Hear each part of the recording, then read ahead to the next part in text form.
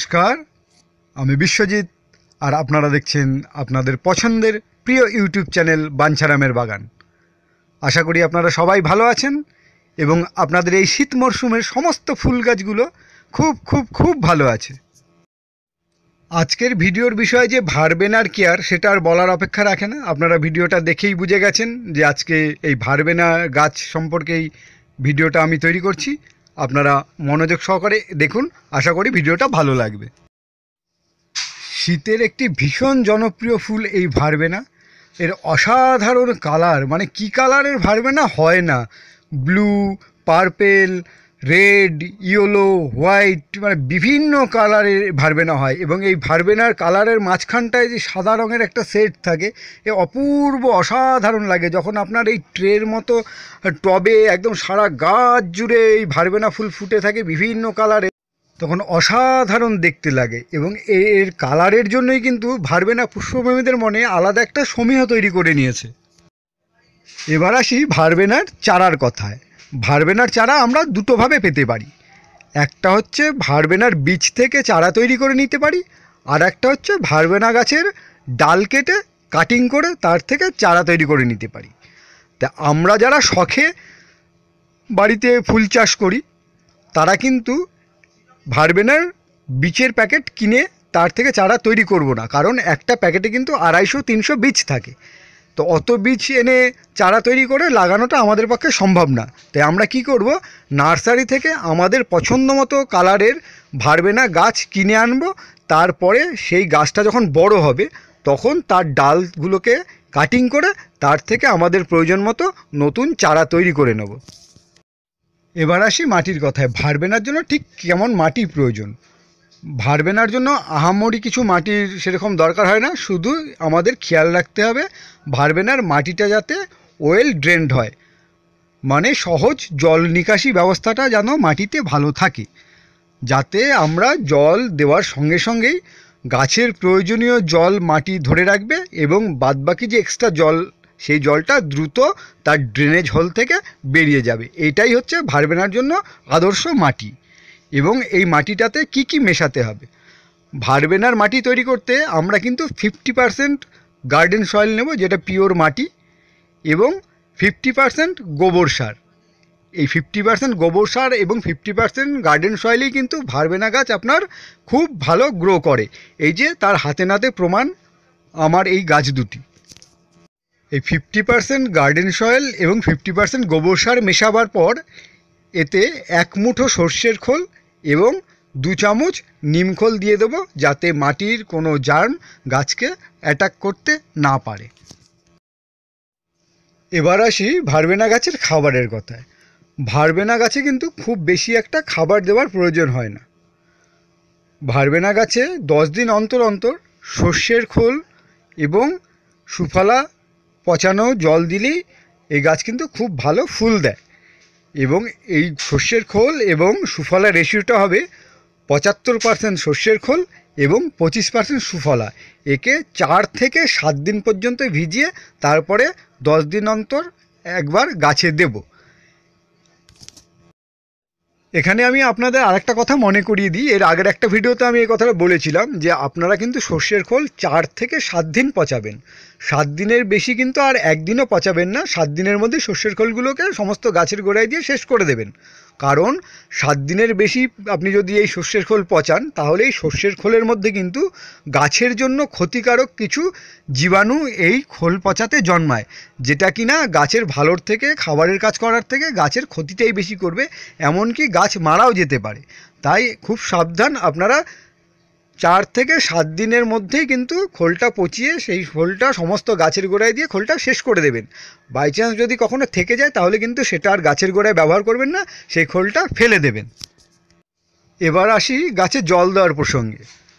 আপনাকে এই ভারবেনা গাছে জল দিতে হবে গাছের গোড়ার যে মাটিটা আছে এই মাটিটা পুরোপুরি শুকনো হয়ে যাওয়ার পরেই কিন্তু আপনি গাছে জল দেবেন, কারণ ভারবেনা গাছ খুব একটা বেশি জল একদম পছন্দ করে না। এবং এই যে ভারবেনা গাছ, ভারবেনা বলুন বা পিটুনিয়া বলুন, এদের মূলগুলো হচ্ছে গুচ্ছমূল। এই মূলগুলো কিন্তু মাটির খুব গভীরে যায় না, এরা কিন্তু মাটির ওপর দিকটাই মানে ভাসমান অবস্থায় এই শেকড়গুলো থাকে। ফলে কি হয়, এই জল যদি আপনার এই গাছের গোড়ায় দাঁড়িয়ে থাকে, মাটির ওপরে জমে থাকে, তাহলে কিন্তু তাতে গাছের শেকড়গুলোকে আস্তে আস্তে পচন ধরে এবং পচন ধরে কিন্তু গাছটা মারা যায়। তাই আপনাদের সবসময় একটু কেয়ারফুলি জল দিতে হবে। একদিন দুদিন পরে জল দিলেও ভার্বেনাতে তেমন কোনো অসুবিধা হয় না। আপনারা যখনই দেখবেন যে গাছের গোড়ার মাটিটা একদম শুকনো হয়ে গেছে, ওপরের মাটিটা শুকনো হয়ে গেছে, তারপরেই কিন্তু আপনারা জল দেবেন। এবং এটা কিন্তু শুধু ভার্বেনা নয়, ভার্বেনা বলুন, পিটুনিয়া বলুন বা ডায়ান্থাস বলুন, যেই সমস্ত গাছেরই মূলগুলো গুচ্ছ মূল, একদম চুলের মতো সরু সরু তাদের শেকড়গুলো, সেগুলো অনায়াসেই কিন্তু বেশি জলে পচে যায়। তাই এই সমস্ত গাছগুলোকে যখন জল দেবেন তখন তার ওপরের মাটিগুলো যখন শুকিয়ে আসবে তারপরেই জলটা দেবেন। এবং এখানে আরেকটা জিনিস খেয়াল রাখবেন যে গাছের গোড়ার মাটিটা, ওপরের মাটিটা শুকনো শুকনো হতে আমি বলছি, তার মানে এই বলছি না যে পুরো মাটিটা একদম পুরো শুকিয়ে যাবে তারপরে একদম পুরো ড্রাই আউট করে তারপরে জল দেবেন, তা কিন্তু কখনোই না। কারণ গাছের মাটিটা যদি সম্পূর্ণ ড্রাই আউট হয়ে যায় তাহলে কিন্তু গাছ চোট পাবে এবং তার ফুলের মানে কোয়ান্টিটি কিন্তু কমে যাবে বা গাছটা কখনো কখনো মারাও যেতে পারে। তাই খুব সাবধান, গাছের গোড়ার মাটিটা আমি শুকিয়ে নিতে বলছি, পুরো পুরো মাটিটা কিন্তু শোকাতে বলছি না, তাহলে কিন্তু গাছে চোট লাগতে পারে। এই জায়গাটা একটু খেয়াল রাখবেন, মাথায় রাখবেন। আর এই যে এখন দেখছেন গাছের গোড়ার মাটিটা আমি খুঁড়ে দিচ্ছি, এই গাছটা কিন্তু খুব একটা বড় গাছ না, ছোট গাছ। এই ছোট গাছে কিন্তু ফুল হওয়া শুরু হয়েছে। ভার্বেনা গাছের এটাই হচ্ছে বিশেষত্ব, যে একদম ছোট থেকে ফুল দেওয়া শুরু করে এবং এই ফুলও দেবে এবং গাছগুলোও বড় হবে এবং একটা গাছই পুরো আপনার এই টপকে পুরো কভার করে নেবে।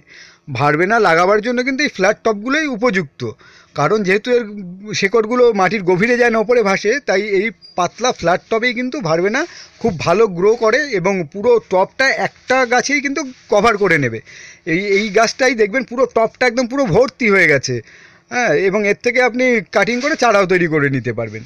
আর এই সময়টাই কিন্তু আমরা এই মাটিটাকে খুঁড়ে দিতে পারবো। গাছটা যখন পুরো সম্পূর্ণ টপটাকে কভার করে নেবে, নিয়ে টপের সাইড থেকেও গাছটা ঝুলতে থাকবে, তখন কিন্তু মাটিগুলোকে আমাদের আর খুঁড়ে দেওয়ার সম্ভব হবে না বা সেই সুযোগটা থাকবে না। তাই এখনই আমরা মানে যতদিন সম্ভব আমরা গাছের মাটিটাকে খুঁড়ে খুঁড়ে দেবো, যতদিন গাছটা বড় না হচ্ছে, পুরো ঝাঁকড়া হয়ে না যাচ্ছে, টপটাকে পুরো কভার না করছে। এই গাছটাও দেখুন কি অসাধারণ কালার, এর সবে কুড়িগুলো এসছে, দেখুন এই থোকা থোকা হয়ে সমস্ত গাছে কুড়ি চলে এসছে এবং দেখুন এর কালারটাও একটা ইটের ইটের মতো কালার, অসাধারণ কালার। এই যে দেখুন এই আরেকটা গাছ, এইটা কিন্তু এই গাছ থেকে নিয়ে কাটিং করে করা গাছ। এই দেখুন এই গাছের অসাধারণ, দেখুন একসঙ্গে যখন থোকায় ফুলগুলো হয়ে থাকে মানে আলাদা একটা ফিলিংস আসে। এবং এর আরেকটা সুবিধা হচ্ছে এ কিন্তু মানে অনেক দিন ধরে একটা লং প্রসেসে ফুল দেয়।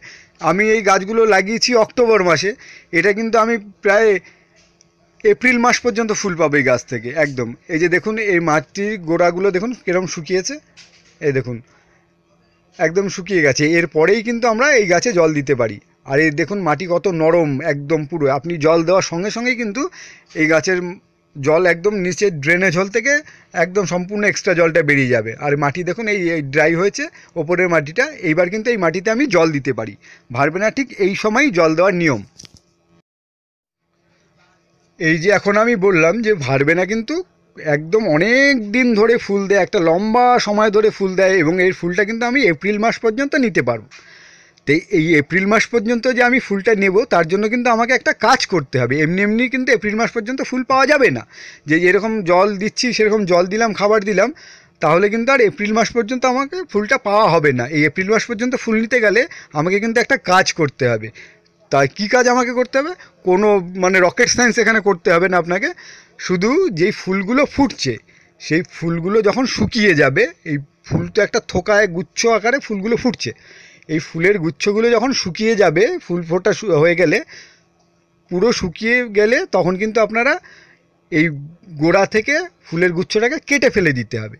কারণ এই ফুলগুলো যখন শুকিয়ে যাবে তখন কিন্তু এই ফুলের মধ্যে বীজ চলে আসবে এবং এই আপনি যদি এটা কেটে না দেন তাহলে গাছ কী করবে, তার এনার্জিগুলো এর বীজ তৈরি করতে লাগাবে, যাতে নতুন করে আর কোনো গাছের কুঁড়ি তৈরি হবে না বা গাছের কোনো শাখা পোশাখা তৈরি হবে না। তা আপনাকে যদি লং টাইম ধরে ফুল নিতে হয়, এপ্রিল মাস পর্যন্ত ফুল নিতে হয় এই ভার্বেনা গাছ থেকে, তাহলে কিন্তু এই ফুলের গুচ্ছগুলো যখনই শুকিয়ে আসবে তখনই কিন্তু আপনাকে কেটে দিতে হবে, যাতে তার এনার্জিটা ওয়েস্ট না হয়, সে নতুন কাণ্ড তৈরিতে, নতুন কলি তৈরিতে লাগাতে পারে, সেটাকে আপনাকে করতে হবে। আমার এই ভিডিওটি যদি আপনাদের ভালো লেগে থাকে তাহলে অতি অবশ্যই একটা লাইক দেবেন। আর আমার যারা সাবস্ক্রাইবার আছেন তাদের কাছে অনুরোধ করছি যে আমার এই ভিডিওটা দয়া করে আপনারা একটু আপনাদের বন্ধুবান্ধব বা আত্মীয় স্বজনদের মাঝখানে একটু শেয়ার করে দেবেন, যাতে তারাও এই ভিডিওটা দেখতে পারে। এবার আসি ভারবেনার রোগবালাই প্রসঙ্গে। অন্য শীতের ফুলের মতো ভারবেনাতেও কিন্তু কিছু রোগ বা পোকামাকড় আক্রমণ করে, এবং এই রোগ পোকামাকড় আক্রমণের হাত থেকে বাঁচতে আপনাকে কি করতে হবে, নিয়মিত কিন্তু একে কীটনাশক প্রয়োগ করতে হবে, বা ছত্রাকের আক্রমণের হাত থেকে বাঁচতে ছত্রাকনাশক প্রয়োগ করতে হবে। এখানে ছত্রাকনাশক হিসেবে আপনি আপনার হাতের কাছে যেটাই পান, সাপ বা ব্যাবিস্টান, এটা ইউজ করতে পারেন সপ্তাহে একদিন।